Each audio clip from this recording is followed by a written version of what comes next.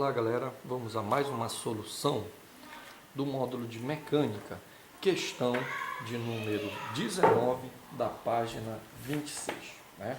O comando da questão nos informa que em certo ensaio técnico verificou-se que um corpo submetido à ação de uma força resultante constante de intensidade 40 N tem sua velocidade variando em função do tempo de acordo com o gráfico abaixo. No instante t igual a zero, o vetor quantidade de movimento desse corpo tinha intensidade, então ele quer saber qual o módulo da quantidade de movimento inicial. Bom, para eu calcular a quantidade de movimento inicial, foi nos informado o gráfico como dado, que é esse gráfico aqui, e também a força resultante, que vale 40 N. Vamos à solução do problema.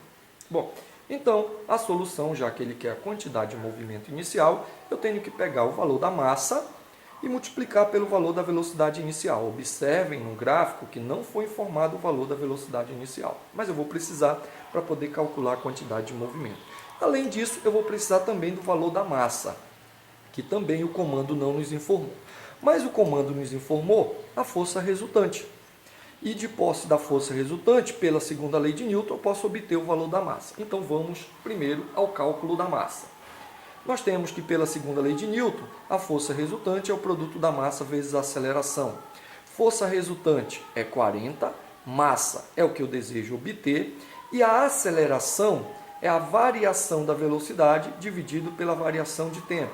Então o gráfico nos mostra que a velocidade ela foi no instante 2 de 13 metros por segundo ao instante 5 de 25 metros por segundo.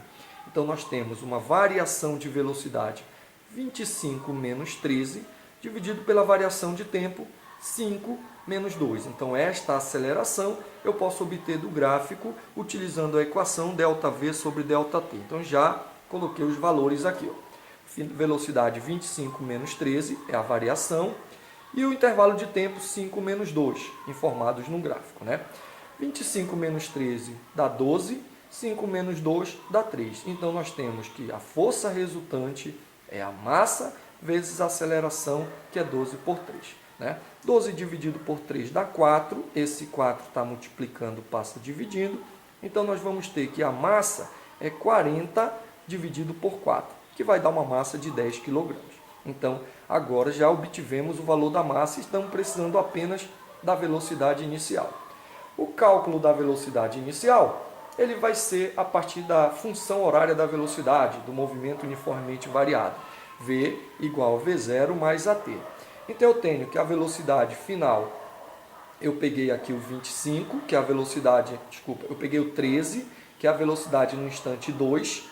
Então, substituindo na equação, nós vamos ter V é 13, V0 é o que eu quero, mas a aceleração que já foi achada aqui, 12 dividido por 3 dá 4, então a minha aceleração é 4, substituir aqui, 4, vezes o instante. Essa velocidade de 13, como mostra o gráfico, a velocidade de 13 é para o instante 2.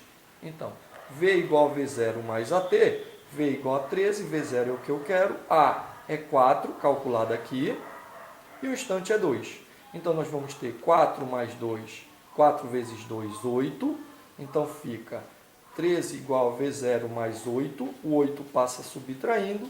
Então, nós vamos ter que o V0 é 13 menos 8, o que dá uma velocidade inicial de 5 metros por segundo. Pegando-se o valor da massa que nós precisávamos e o valor da velocidade inicial, que também nós precisávamos para calcular o que o problema pediu, que é a quantidade de movimento inicial, aí a questão fica relativamente simples. A massa encontrada anteriormente é 10, a velocidade inicial encontrada pela função horária da velocidade é 5. 10 vezes 5, 50 kg metros por segundo. 50 kg metros por segundo é a mesma coisa que 50 newton segundos. Então essas unidades aqui são equivalentes, ou seja, 50 kg metro por segundo é igual a 50 newton por segundo, que é como nos informa a alternativa da questão. Então, mais uma questão solucionada sobre sobre quantidade de movimento. Bom estudo a todos.